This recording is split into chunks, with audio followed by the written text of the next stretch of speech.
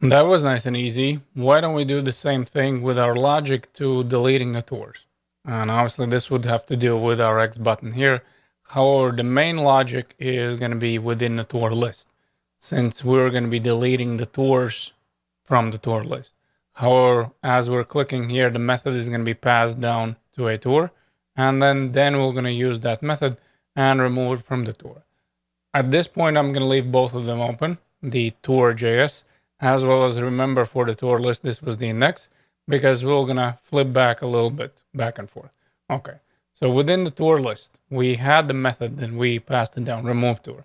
But at the moment, the only thing that was happening, we were console logging the ID. Now, in order to show that, let's go to inspect. Let's find anywhere some kind of console. So let's say we're going to be looking for the console. At the moment, it says, well, the ID is assigned but never used. Okay, we don't care about that. But as we're clicking on the little icon, at the moment we don't see anything. And obviously the reason for that is because we're not running the method. We do have the console log the ID, but we're not running the method. So first, why don't we set it up where we're going to be running the method? And for that, we have obviously here the span. So I'm going to say, okay, so on click, we have the method, everything is working really well. But at this point, we have the remove tour.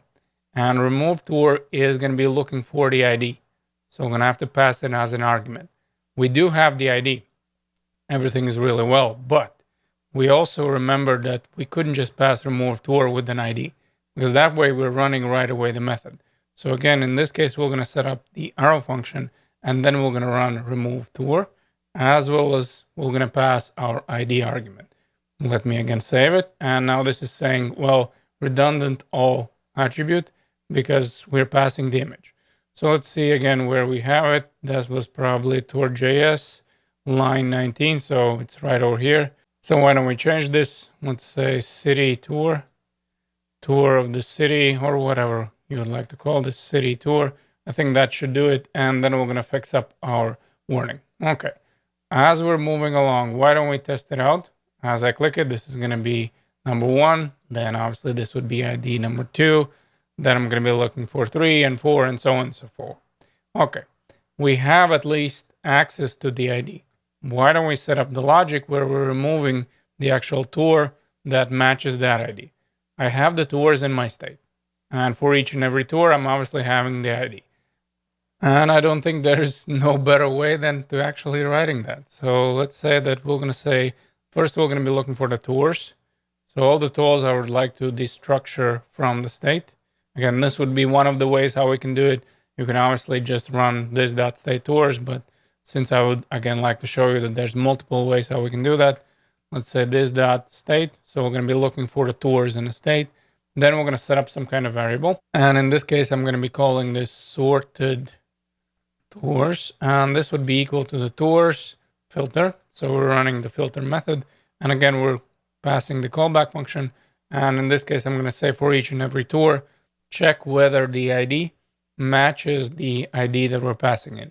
If it doesn't match, then return the tour. If it does match, then the tour is going to be removed. Since we're going to say, okay, so if the tour ID is not equal to the ID that we're passing in, then we're going to return the actual tour. Other than that, the tour is going to be removed. That would be our logic. And again, we can reuse the this dot set state. We're going to pass our state object. I'm going to say tours is going to be equal to a sorted tours. Hopefully this is going to work just like we expected. So sorted tours, that should be our variable. Then we're going to save it. And why don't we test it out as always on a bigger screen because it's going to look a little bit better. Let me refresh first of all. Obviously this is going to be our final project. I'm going to be looking for this guy, the one that we're working currently on a local host. And then let's see, let's try it. Let's say with London, the moment I click on it, the London is removed. I can do the same with New York and Tokyo and obviously the Paris. So we know that our logic is working. And now we have completed our project successfully where we have all the CSS as well as all the logic for the info, for deleting the tour, as well as we have the custom layout. Great. And our next and final step is going to be deployment online.